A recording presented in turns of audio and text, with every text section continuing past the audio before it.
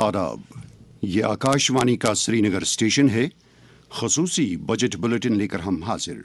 मैं सैयद मुबशिर रफाई। वज़ीर ख़ज़ाना निर्मला सीतारमण ने आज लोकसभा में माली साल 2025-26 का मरकजी बजट पेश किया।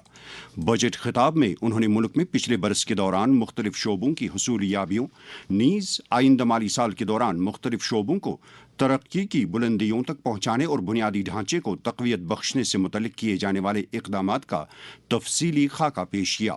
उन्होंने कहा कि भारत की इक़्तिसादियात दुनिया के इक़्तिसादी तौर आगे बढ़ रहे ममालिक की फ़हरिस्त में शामिल है। उन्होंने कहा कि मरकजी बजट में 10 अहम बड़े शोबों की तरक्की की तरफ तवज्जो मरकूज़ की गई है। इनमें ज़राअत, पैदावारियत, रोज़गार, MSME, दीही इलाकों को तरक्की देना और इख्तिराइयत जैसे शोबे सरफ़हरिस्त हैं। आज के बजट का बुनियादी मकसद ये है कि मुल्क को शमूलियाती तरक्की की राह पर गामज़न कराया जा सके। उन्होंने कहा कि ये बजट तेज़ तर तरक्की को यकीनी बनाने के लिए वक्फ है, जिसमें 2047 के विकसित भारत के ख्वाब को शर्मिंदा ताबीर करने के ज़िम्न में तमाम पहलुओं का खास ख्याल रखा गया है। Agriculture as the first engine. Prime Minister Dhan Dhanya Krishi Yojana, developing agri-districts program. Motivated by the success of the aspirational district program, our government will undertake a Prime Minister Dhan Dhanya Krishi Yojana in partnership with states. The program will cover 100 districts with low productivity, moderate crop intensity, and below average credit parameters.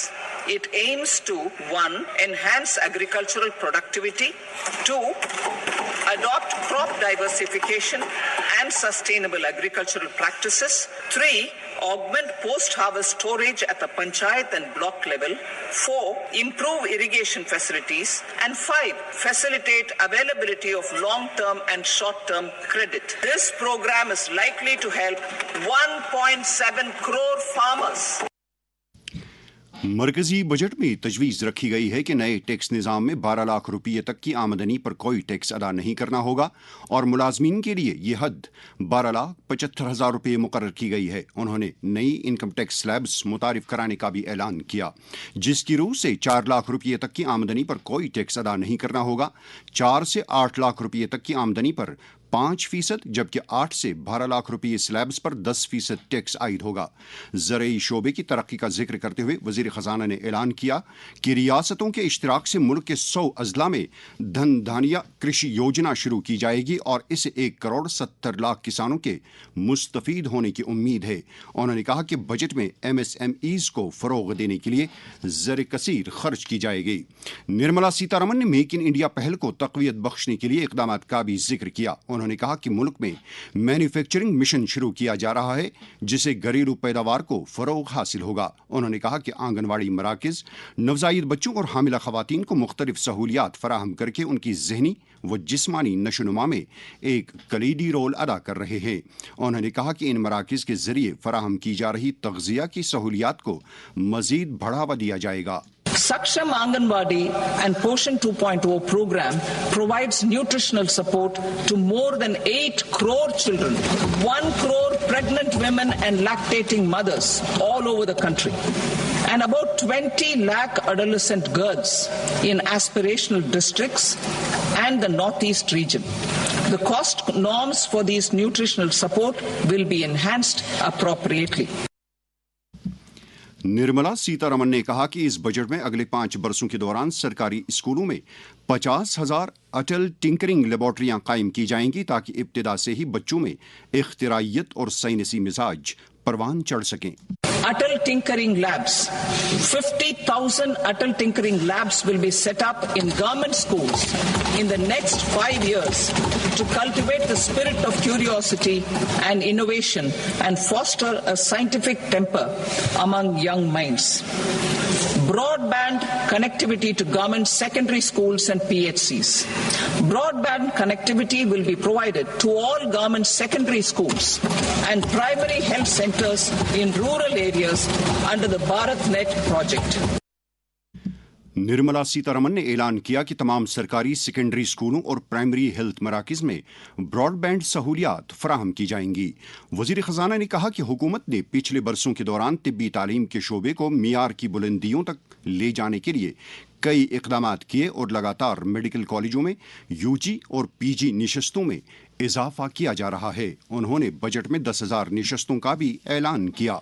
मुहलिक बीमारियों में मुब्तला बीमारों खासतौर cancer मरीजों को राहत देते हुए निर्मला सीतारमन ने ऐलान किया कि 36 लाइफ सेविंग अद्वियात को कस्टम ड्यूटी से मुस्तस्ना रखा जाएगा। I shall now take up sector-specific proposals. To provide relief to patients, particularly those suffering from cancer, I propose to add 36 life-saving drugs and medicines to the list of medicines fully exempted from basic custom duty. I also propose to add 6 life-saving medicines to the list attracting concessional custom duty of 5%. Full exemption and concessional duty will also respectively apply on the bulk drugs for manufacture of the above.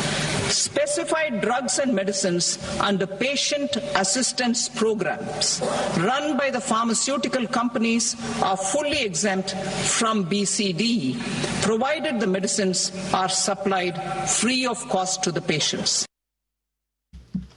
वज़ीर ख़ज़ाना निर्मला सीतारमन ने मजीद कहा कि मुल्क के तमाम अजला में cancer centre कायम किए जाएंगे। नीज़ अगले 3 बरसों के दौरान कैंसर के इलाज मुआवजे के लिए डे केयर सेंटर्स भी कायम किए जाएंगे। वज़ीर ख़ज़ाना ने ऐलान किया कि जल जीवन मिशन को साल 2028 तक तोसी दी जाएगी ताकि मिशन के 100% अहदाफ की हसूलियाबी को यकीनी बनाया जा सके।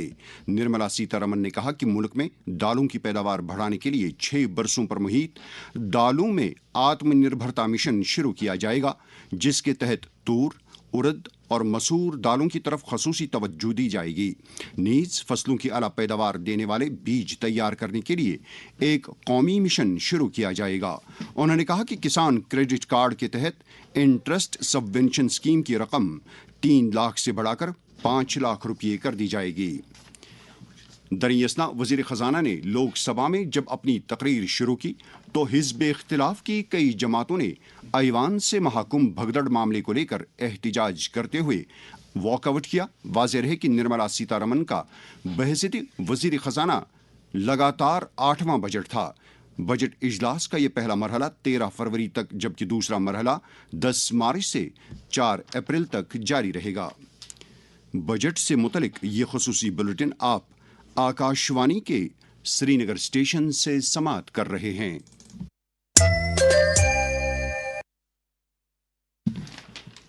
इधर जम्मू कश्मीर में मरकजी बजट को लेकर मुख्तलिफ अवामी हलकों, ताजरों और इक्तिसादी माहिरों ने मिले जुले रद्द अमल का इजहार किया है।